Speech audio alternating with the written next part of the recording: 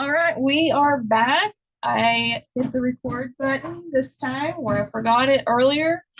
We have Miss Vicki Lewis here from Sharp County DCFS that is going to talk to us about some child abuse, the hotline. We went over that a little bit earlier. She's also going to talk about some elder abuse. So I'm going to hand it over to Vicki. Hello. So mandatory reporting, some people struggle with that. I know that I've talked to Tasia about this a couple of times, what exactly who people actually need to report to. A lot of people in EMS think that they need to report to law enforcement, but law enforcement are also mandatory reporters. And so if they come across something, they call DHS. So they call the child abuse hotline.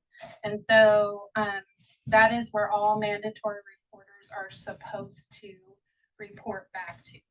So if you see something that you feel is kind of off or that you don't feel comfortable with, if you go into a house, I know you guys go into all sorts of houses just like we do, and you see feces on the ground, you see animals sleeping in beds, kids' pouts on the floor, you see garbage piled everywhere, you see unsafe roofs caved in, you see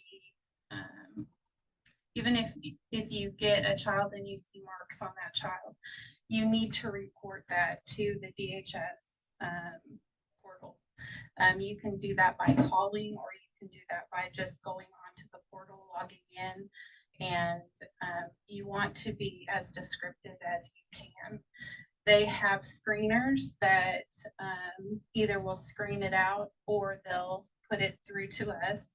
Once it goes through to us, it becomes something called a differential response, which is the softer side of investigations, or it actually becomes an investigation for our investigator.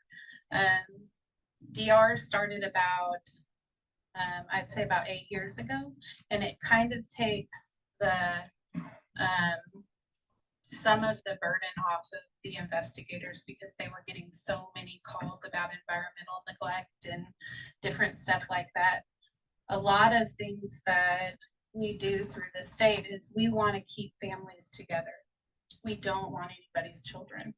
We would rather leave them, where they're at and help the family get better. So we provide cleaning supplies, we provide garbage services, we'll help them pay their rent, get their roof fixed. Like, there's all these things that we can do for people without removing their children. So that's our main goal. And so when with DRs, they have a pretty substantial budget that they can kind of help with that stuff. And that's the stuff that you guys don't see, but it's just kind of like from the beginning to the end on what services that we could provide. So a lot of people kind of think that we're child snatchers, which we're not. We really do work hard to keep the kids in the home and help the parents get to where they need to be. Some people, it's a lifestyle. Some people, it's just they've fallen on hard times. They're depressed. They need a little bit of mental health, which we can help them get. Sometimes it's just a matter of somebody coming in and caring a little bit. And you guys see that. You guys probably see that more than we do because we only go in when we get calls. You guys go in when you get calls, but you guys get a lot more calls than we do. And so it's helpful, especially you guys are the first responders to us, that you guys are really important in your view on things. It's the same with adult protective services. Some of the adults that are needing to be protected are their only way that they're going to get protected is if you call and report it. And so that's really, really, really important. I know that there was something Tim and I were talking, and Tim Lewis. Sorry. And we were talking about, because it's there was a call that had been called in by a parent,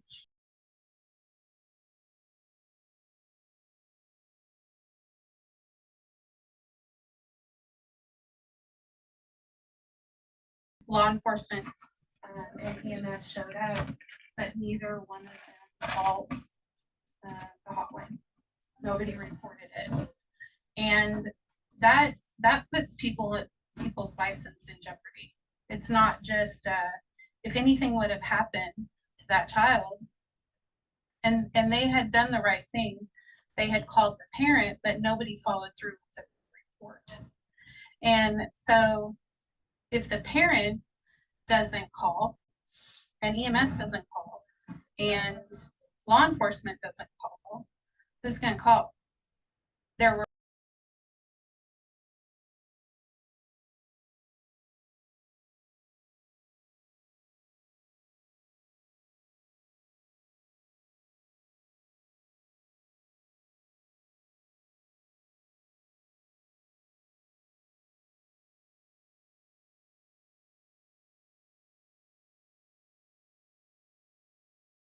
she's doing phenomenal because she had somebody to come in and help. So you guys are their voice.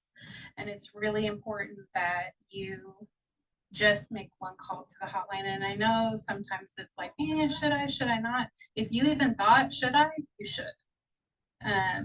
It's really, really important. So what I'm hearing is not to rely on other people. Not to rely on other people. It is your job. You are mandatory reporters. That means that you are mandatory reporters. You have to make the call. You can't depend on the police. You can't depend on the doctors or the hospital. You can't depend on the clerical staff to do that for you. You were the one that witnessed the abuse or the neglect. You need to be the one to call. Any questions? So what constitutes abuse, neglect, or like exploitation and misuse of funds? So an example of abuse is hitting, slapping, pinching, internal physical acts that inflict pain or injury. That's an abuse. Neglect is failure to provide food, clothing, shelter, medical treatment, kids that get left at home by themselves, kids that get locked out, adults that get left home by themselves, or nobody comes to visit or bring food to them or anything. Those constitute neglect. For adults, it's the exploitation and the misuse and theft of property, funds, and assets. So if you guys see that somebody's just coming in there, they're putting their mom in a room or their dad or their loved one and just shutting the door and using all their money to do other things, that's a reason to call in. There are two different numbers that you call, and I'll leave those with Tasia. So I have a question. Basinger is asking, what if the call is unfounded? Can the accused come back on the caller for defamation of character? Absolutely not. Nobody knows that you're the reporter. It is completely anonymous. We are the only ones that know, and we do not reveal that. So even if they can send in for the report to be given to them, it never discloses the reporter, ever. The only one that discloses it is usually the reporter, and they'll tell their family members, I called that in. So a question that was presented earlier is, so what if you call in to the hotline anonymously? And I stated you're not anonymous because your phone number and everything's going to pop up. So the question that was contributory to that was, it was my question. Like, if you ask to remain not anonymous, even after you've given your information, if it goes to court, will you be subpoenaed in that? No, the investigator will be the one that's called in because they've actually done the investigation. Okay. So it really doesn't go past us. Okay. We and it takes a lot to get our records. I always tell people we have a soft hand and a big stick, and we have a lot of lawyers. And so you have to go through a lot of stuff in order to get to one little report. And I'm assuming it's the same for APS also. Yes. Okay. Yeah, it takes a lot to be rebuilt. Okay. So, and And because of the laws that are in place on top of that, there are so many regulations that they do. You are very, very protected. So, yeah. So we have a patient that all of us are very familiar with. We transport her probably 30 times a month at least. She's in her mid-30s. She's mentally unstable. I don't know like the acuity of her situation, but I would say there's probably abuse of funds in that at least. Houses, I mean, it's a fine line between what is a lifestyle and what is actually midlife in that situation. She's abused all of the mental facilities around here, and of course, abuse of 911. In that, is there anything that we can do with that? Would that be appropriate place? Yes, for Yes, it is. I would. Okay. I mean, I would, because they can come in and investigate. And that's the biggest thing, is just getting in there that's somebody that's trained to investigate what is what. And they're going to talk to the family members, they're going to talk to her, and they're going to get her the help that she needs if they can, and if she's willing. And the prosecutor can get involved if they file a petition with the court. So then somebody, or it will go through the prosecuting office, and if there is any kind of theft or anything like that, they'll talk to them. Okay. So anyway, it's pretty cut and dry. Please call. It's really important that you call, and it can save a child's life. It can save an adult's life. And even, like I said, if it should I or should I not, if you even had that thought, you probably should. People live differently. Well, honestly, I didn't think about it. Like, we go out on her pretty regular, and it's like a. I'm thinking about switching meetings. I'm better than mine. Come on, kind of depressing today. Over it's March Master, so feel free to. We're going over swap. child abuse and geriatric abuse, so Yeah. It's fun stuff. It's rays and sunshine. The first one made me cry on the video. we watched the Pride video. I don't remember what it is now. The little girl that's removed. Oh, watched. yeah. It's a horrible video. Yeah. Yeah. Part one. I didn't do part two. It's much better. Yeah. Yeah. I know what those feelings are, and so some people like it's like whatever, and other people are like, no, not for me. I'm not. Yeah. I can't. This breaks my heart. Yeah. You know.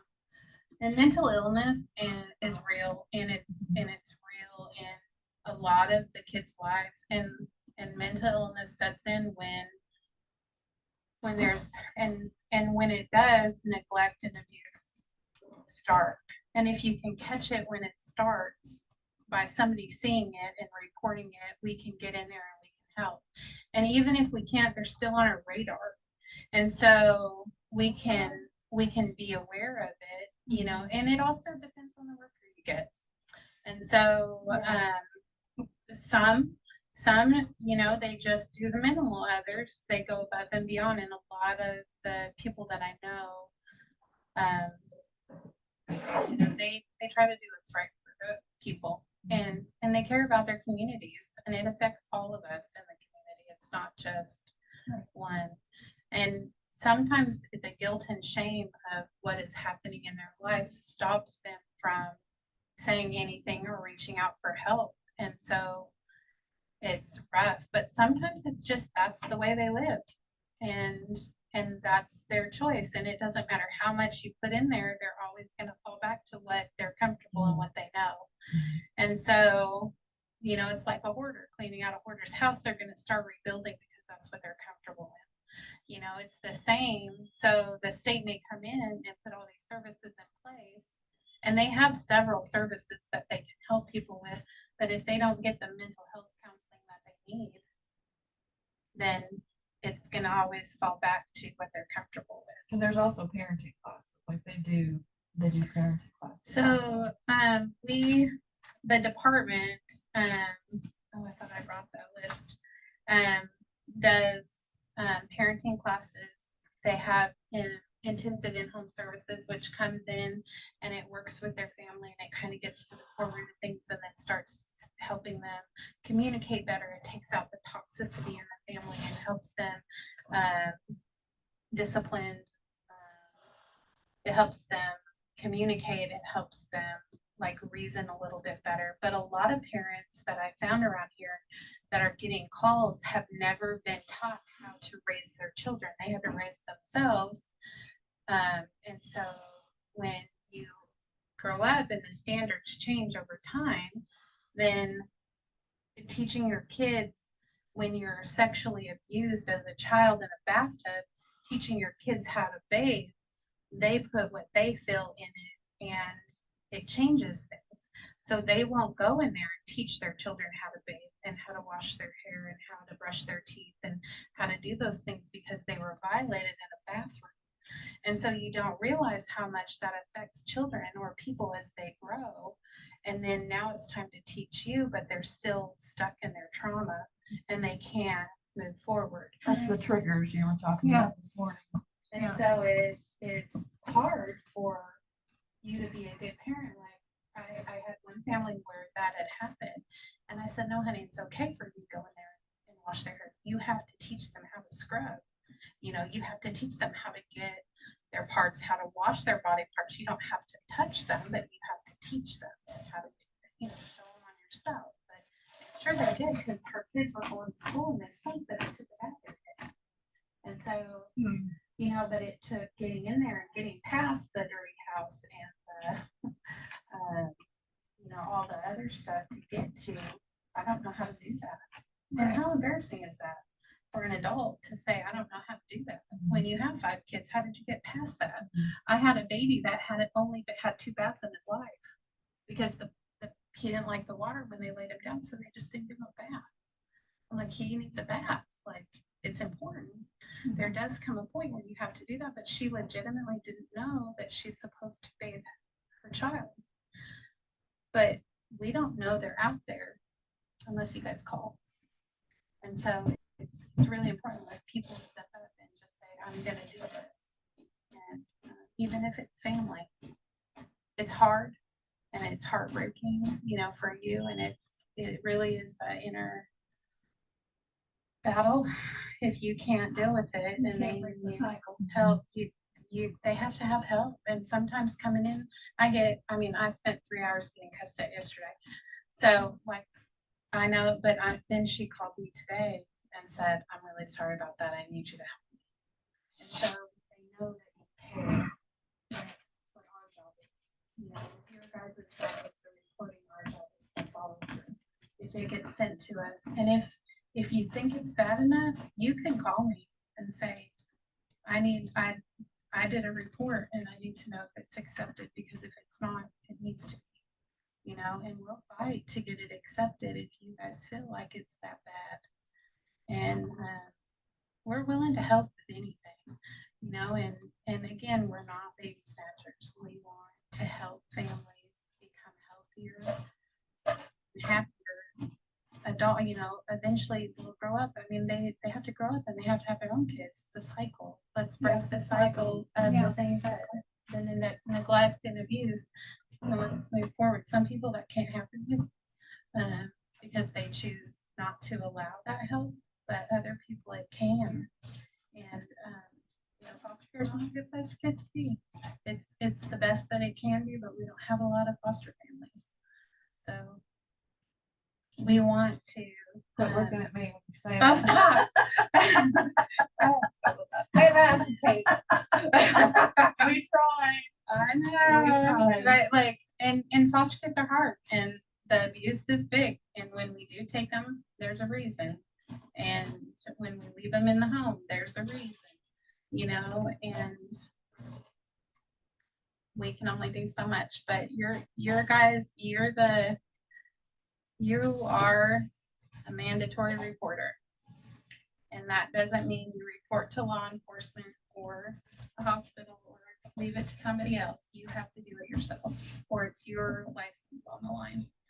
And So what are signs of abuse? I mean, we know like busted lips, black eyes, that kind of thing. I know that there are certain ways that you can spank a child, and there are certain ways you're not supposed to spank a child.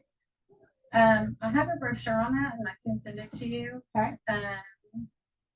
And leaving a mark that stays is not a good thing. That's considered abuse. Leaving a bruise is considered abuse, even if it's on the bottom. They have a long list of things that most of what you're going to see is the neglect, the environmental neglect, or the no food in the house. Like if you guys go by a kitchen and there's nothing, or there's cans of food in boxes, a lot of times those aren't edible, but they just keep them because they might use them one day.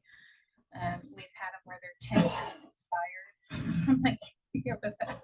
And they have like, if you see like feces anywhere, whether it's from mice or dogs or cats, they're call, because those are simple fixes. They're not, or it's like overwhelmed with cockroaches and there's little children. We go through that a lot. I don't know if you guys realize this, but cockroaches bite. Did you guys know that? Like Arkansas has like 4 different kinds of cockroaches and 3 of those species bite. They also climb into babies' ears and noses. Well, I know they go in there. I've seen them in picture frame up underneath crawling around. That's actually what's some infection and stuff like your city. Yeah. And so they have them here. And so I had a baby that was being bitten up by cockroaches. We paid for an exterminator to come in and exterminate the house and get it under control so the baby didn't have to live like that. He had one in his ear. It was disgusting. But, like that they crawl into crevices and babies cannot defend themselves. And so if you go into a house with teenagers and it's a mess like that, the teenagers can pick the stuff up. Babies cannot. Younger kids don't know to pick garbage up and not eat it, or and if there's garbage laying around, chances are that's where the kids are getting their meals from. And so you just want to, like I said, if you think, should I or shouldn't I, you should, because you thought it, and you should probably call it in. And if it doesn't go through, it doesn't go through. But if you go back there and it's even worse, call again. Like, don't give up, because eventually somebody's going to go out there and do an investigation. I've heard several times before about, and this is, what falls back on what you're saying, depends on your caseworker. You have to make an investigation. If it's filtered through to y'all, you guys are going to go out. But it depends on your caseworker who's going to do the bare minimum and who's going to really advocate for these people, not just children, but for the adults too. I've heard more than on one occasion, I'm just as guilty myself, before fostering, well, they're not going to do anything, so I either call or I let the ER or whatever. But if they get to know you on a first name basis and there are plenty of calls, eventually something is going to have to happen. Absolutely. If you call repetitively, something has got to happen. And even if it's unsubstantiated, because there's true finding and there's unsubstantiated findings. So even if it's unsubstantiated, which means that we can prove that that's happening, in environmental neglect, we give them 30 days to get stuff cleaned up. And so otherwise we'll find it true, which means that a case will be opened. And that case can last 30 days to 9 months. So we'll work with them through it all. And so you just don't know what's going to happen once you make that phone call, but you could be saving somebody's life in the home, not just the one that you transported to the hospital. It could be their kids.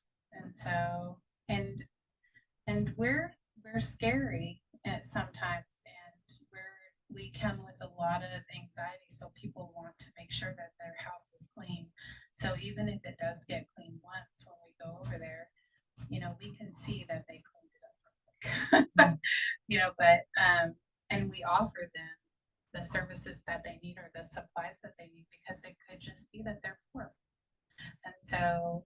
Poor is not a crime. Poor isn't a crime, and living in a tent isn't a crime, but not caring properly for your children can be, or your older person.